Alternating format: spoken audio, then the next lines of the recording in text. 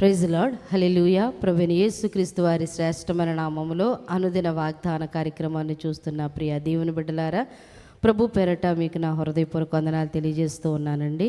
ఈ యొక్క అనుదిన వాగ్దాన కార్యక్రమం అనే ఈ యొక్క వాక్యముల ద్వారా మీరు ఎంతగానో బలపరచబడుతూ ఉన్నారని, ఈ వాగ్దానము మీకు ఎంతో ఆశీర్వాదకరంగా ఉందని నమ్మి ప్రభువుని స్తుతిస్తూ ఉన్నాం. సరికొత్త వాగ్దానం ద్వారా ప్రతిరోజు ప్రభు మనతో మాట్లాడుతూ మన రోజుని దేవుడిచ్చిన వాగ్దానంతో ప్రారంభించడం మనకి ఎంతైనా ఆశీర్వాదము, దీవెన. ఎందుకంటే ప్రతి ఉదయాన్ని దేవుని యొక్క వాక్యము చేత ప్రారంభించడం అనేది అది మనకి ఎంతో క్షేమస్థితిని కలిగిచేస్తుంది.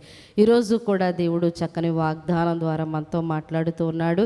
యెషయా గ్రంథము 54వ అధ్యాయము 4వ వచనంలో నుంచి ఒక మాటను మనం చదువుకుందాం.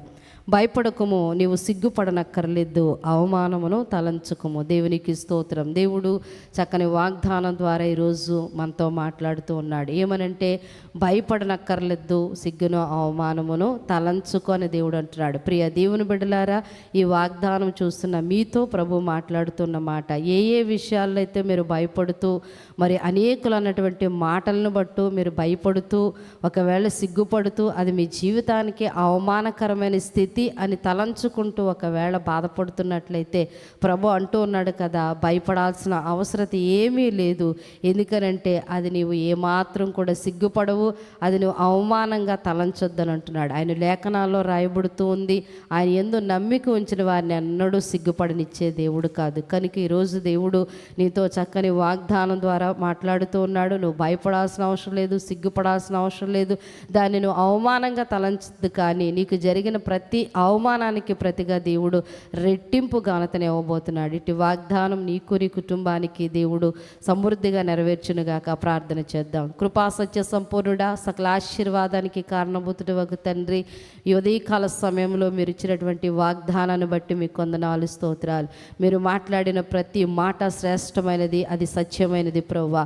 మీరు మాట్లాడిన ఈ వాగ్దానాన్ని బట్టి మీకు కృతజ్ఞత వందనాలు. దీవించండి, ఆశీర్వదించండి అయ్యా. మేమేమాత్రం సిగ్గుపడకుండా భయపడకుండా తండ్రి, నీవిచ్చిన వాగ్దానమును స్వతంత్రించుకుంటూ మీ నామమునకు మహిమకరంగా ఉండే కృప దయచేయండి. ఎంతమంది వాగ్దాన కార్యక్రమాన్ని చూసి ప్రార్థనలు ఏకీవిస్తున్నారు, వారందరికీ దినదీవులు సమృద్ధిగా కలిగించండి. వారి పనుల్లో ప్రయాణాల్లో నీ కృప తోడుగా ఉంచండి.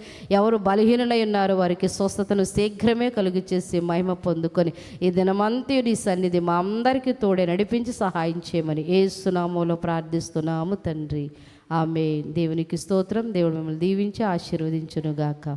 ఆమేన్.